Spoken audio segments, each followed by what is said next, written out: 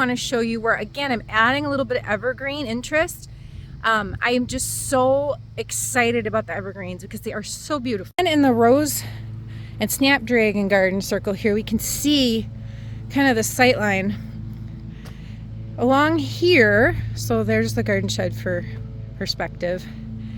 We have a nice sight line going up the hill a little bit. There's a little bit of a slope there.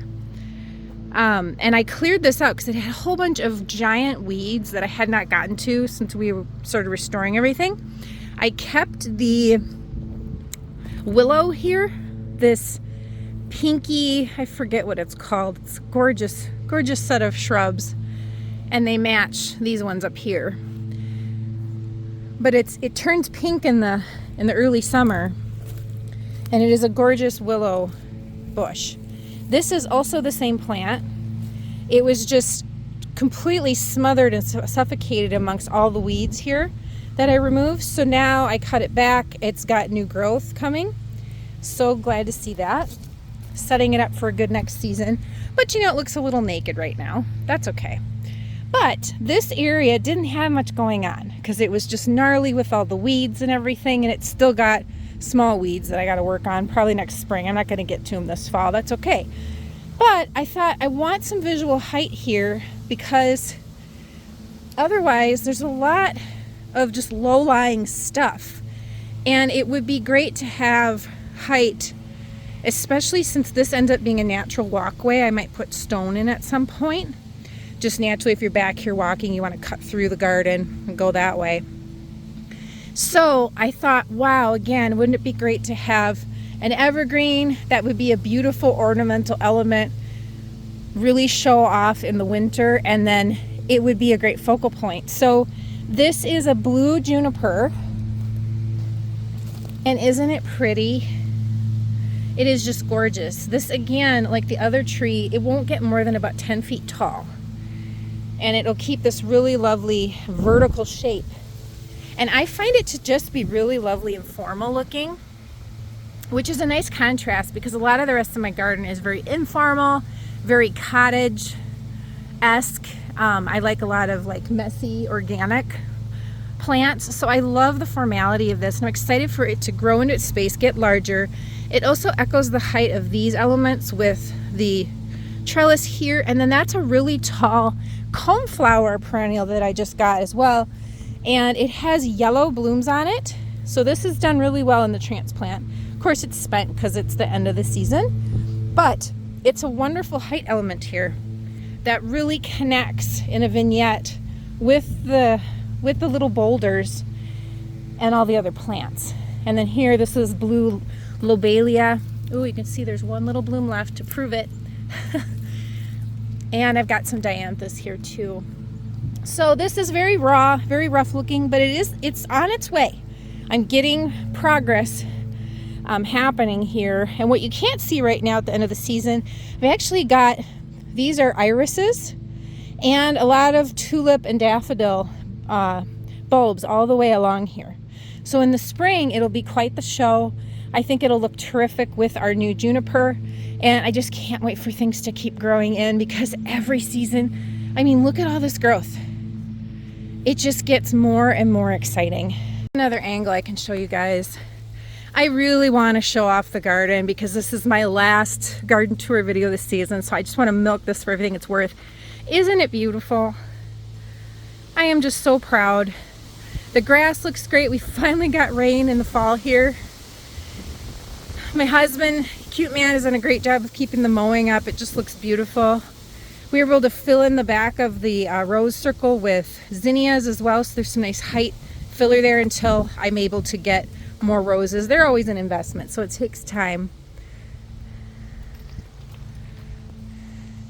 It just feels like it's starting to really come together cohesively for the first time, I would say. And like this area is filling in more. It just, things are getting mature. They're coming into their own. It's very, very satisfying.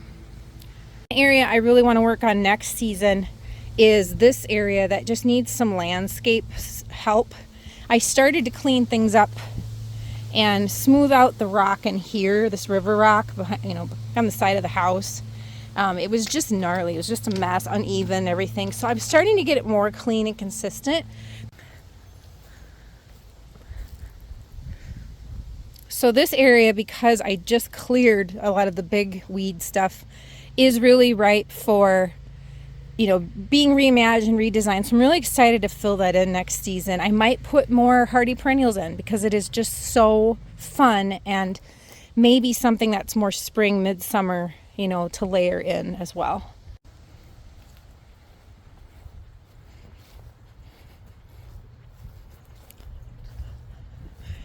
So I haven't been on this side of the garden shed lately. Gosh, that honeysuckle is just massive. So this is the one I want to move next to the barn. Probably happen next spring or summer. I just don't have time for it this fall. And would you look at this? This is new on the scene. Some of the hollyhock seeds that I just sprinkled around the perimeter actually really took off. That smells good. Jeez. I didn't know they could smell good.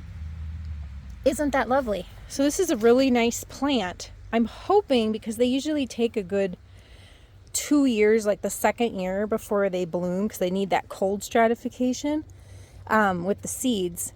I'm really hopeful this will bloom next year, and then it will have some sort of height and spikes on the corner with some blooms. That'll be fun. We'll be tucking the roses in shortly, probably in the next couple weeks, as we put all the leaves down to cover up all the plants, all the perennials. And they do really good over the winter. Very, very happy with them. So beautiful. It's been a lovely season, and the snapdragons are just crazy. I'm just so blown away by them. They act like a perennial in this bed. They keep coming back. Aren't they gorgeous? Wow.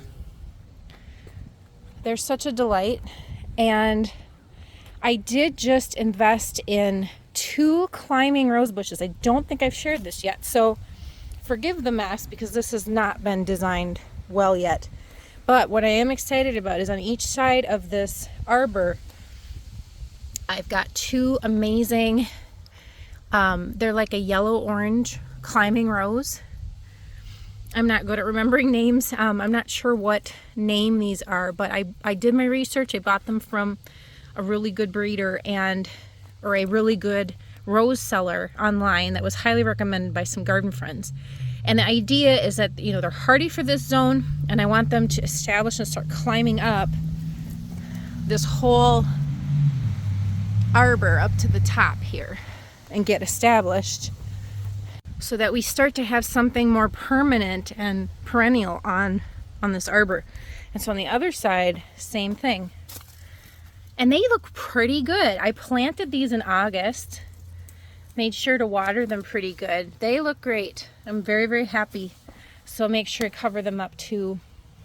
An area of the garden that you just let go and you don't have time and you just say whatever. This is that area for me. It's kind of nuts. So I've got the hollyhocks in the back. I have some foxglove action, and they've just kind of creeped over here. Lilies, more hollyhocks that just appeared on their own. And then more of these mums. Aren't these crazy? Look at how crazy that plant is. It's huge. So I've definitely got some work to do to divide, clean up. But they've all done so great. Like, look, those are hollyhocks in the back that just did their own thing. This is more foxglove. This foxglove mound is all new, seeded by itself off of the original couple plants I put in here. It's nuts. So you can see this is just a crazy jungle of tons of hollyhocks. And there's like some lupine down in there hidden that kind of got smothered. I see some snapdragons that came back. They're just so darn happy here. Everybody's just very happy. Look how pretty that is. Wow. Ugh, the hollyhocks just never disappoint. I absolutely adore them. And you can see there are tons of seeds that they're putting off. So now that these are dried out, look at all the seeds here. Like, they are the easiest thing to harvest. They're prolific. So I'm going to take these seeds and just sprinkle them all over the place wherever I see fit. And they don't need much help. They kind of, from everything I've researched, They thrive on just doing their own thing, and you can see the proof of it right down here. I have really not helped them, and they just go wild. So, yes, is this a messy part of my garden? Sure. But am I really upset about it? Heck no. Look at all these little babies. Look at that. No doubt those are hollyhocks and or foxglove, but I would put my money on hollyhocks. Whew. So the theme of this garden is it just gets better and better and better. Oh, here's another hibiscus, another hardy hibiscus that I just put in this year. I'm such a fan. Oh, they were just blooming last week. This area I really love. I've got the new bird bath in there. The salvia that I put in 2 small plants last year. Look at how big they've grown. They're like a little bush. And they have such pretty purpley blue flowers. I've got the endless summer hydrangeas here. Isn't that gorgeous? The only reason you don't see more of these blooms is because I harvested them to sell flowers. I tried to do cut flowers, and they sold and they were gorgeous. So I'm really happy about that. I also put in these really pretty red carnations. I expect them to come back next year. So I am just over the moon excited about the prospects of all of these perennials that I put in the garden, because of the investment that they're going to come back, and I don't have to replant so many things over and over and over. It's just like it's giving back to me now. We're finally to that stage with the maturity of the garden beds where it's starting to give back, which is super, super fun. I just noticed this last night. So this delphinium is one of the many that I grew inside the spring. I babied them next to the fireplace. They germinated really well, and now look at all the babies. These are all delphinium babies. I definitely recognize the seedling shape because I got so close and intimate, familiar with them. I'm just so happy. And these are all delphiniums. So, you know, as long as they overwinter good, they're supposed to. They're a colder flower. It'll be great. And this I did not expect to come back, but again, the poppies love the cooler weather. I got a bloom. Woohoo! Another dahlia over here tucked by the arbor. Isn't that beautiful? Wow. My plan for the dahlias this next year, they needed to have a plan because they are very high maintenance. They're expensive. They're not easy to grow in certain seasons or conditions. So what I'm planning to do with these darlings, whew, so darling, is figure out a strategy. And I got to do some more research, but I'm thinking initially, maybe I will have a dedicated production place to plant them, like make a fence or a wall that they can stake to really easily because they absolutely need the support because they're so darn tall. I did stake this one and it's doing pretty well. I really want to get the most out of them, and I feel like if I can consolidate them in an area that's easy for me to work with, maybe it will go better to grow them, manage them, put them into cut flower bouquets to get the most joy out of them. Otherwise, why bother? And I've enjoyed having them in the garden the last 2 seasons, just throughout, but I feel like they kind of get lost, or they don't always grow the best, or, you know, I can't see them sometimes because they're kind of in the middle of everything else. And I'm just wondering if I plant them together and they're in a line or they're in some sort of grouping, frankly, will it be more of a beautiful impact for me? If you have suggestions of things that you've done with dahlias that have made you really happy, let me know. Drop a comment below. I would love to hear from you. They're just too wonderful not to grow. That's where I'm at. But I want to find a way that is very workable for me, so they don't get lost, and maybe I could give them more attention and concentrate my effort more or something, you know, cut them more so they bloom more. They're just too great not to pursue more. I really would like to invest in perennial mums that are good cutting flowers too, because they look a lot like a dahlia and they're a little bit tougher. They're easier. My sense is they're a little easier to grow. So that's another option.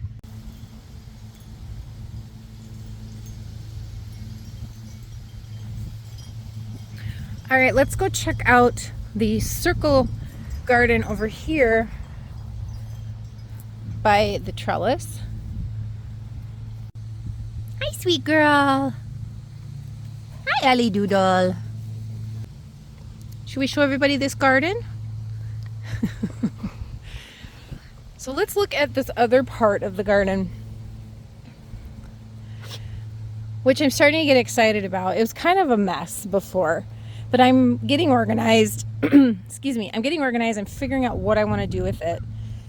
Certainly I'm keeping the peonies here. So I've got peonies right here. One, this is Grandma's special peony with her heart. 2, 3, 4, and 5. They're all different colors, which is a family tradition. Really happy to carry that on.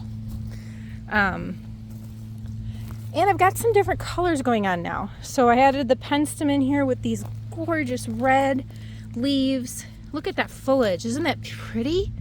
So they started off kind of like a dark purple in the spring, and then now they've done this, and they have this really leathery, tough feeling to the leaves. So I actually put some in a flower arrangement, and it was stunning. They also had a good vase life doing that. So really inspired. I'm glad I'm investing more in those. And I've added some different blues and whites, as you can see, with the phlox. The bachelor buttons are kind of a purpley blue. My favorite new discoveries this year. I've never heard of monk's hood. Have any of you heard of monk's hood? Because this is a new discovery for me. I went to a native perennial plant grower locally, and they had these plants and they just look stunning to me. Look, there's still a bloom yet to come. And when they open up, they kind of look like little hoods. So I get the name. And I absolutely love the color. It's the contrast I'm looking for with orange. Like, you can even see that playing out with the dahlia here. That yellow orange contrasting with that blue purple is just stunning to me. Alongside reds and whites. This is starting to get to my vision of having these primary colors that I want so badly. So I really, really love these. They did great on transplant here a couple months ago, and they keep going, they keep blooming. They're very, very tough. I have another rose bush. This is another orange rose. Got a little nibbled on. Don't know who's eating it. It happens. Probably the deer, but it's starting. I'm trying to get it to climb this awesome old bed frame. Another evergreen focal point in this bed, because it's a circular shape. I really want to give it a sense of place in the middle. And so you can see we've got the arbor here.